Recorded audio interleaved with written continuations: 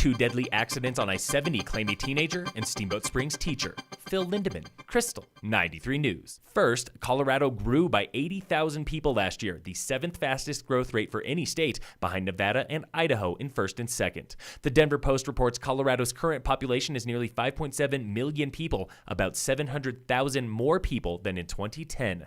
Locally, about 300 new residents moved to Summit County last year. The county has grown by 2,500 people since 2010 to 30,500 total. Eagle County has grown by 2,800 residents since 2010 to just under 55,000.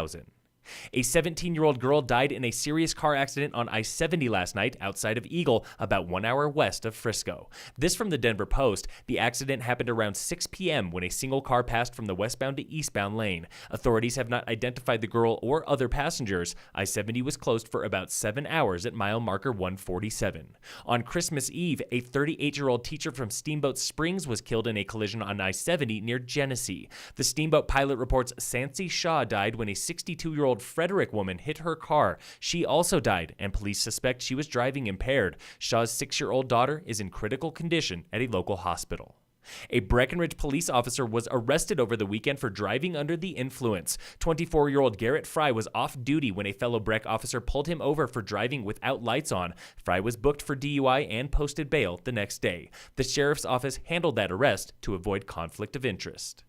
Hundreds of thousands of federal employees across the nation are on mandatory leave this week due to government shutdown, and that means roads in Rocky Mountain National Park are not getting plowed. The AP reports the national park faces bare-bones staffing and cannot pay employees to plow roads, maintain bathrooms, or open visitor centers. Rocky Mountain is the fourth most popular park in the nation. Yellowstone, Yosemite, and 415 other national park sites face similar shutdowns. In Summit County, National Forest Ranger stations are also closed.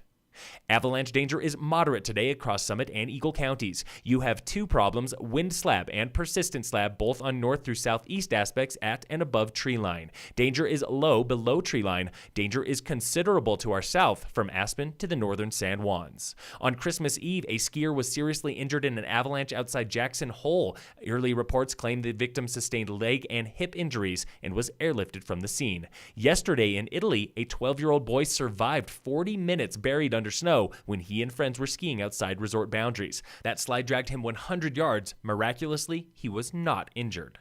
In sports, the Nuggets lost to the Spurs last night 111-103. Tonight, the Avalanche play the Golden Knights. Puck drop is 8 p.m. And in local sports, brought to you by Deepwater Mountain Inc., Summit High sports teams are off until January, so are the Breckenridge Vipers Hockey Club. They are 5-2 at the holiday break and play again January 4th against the Vail Yeti in Vail.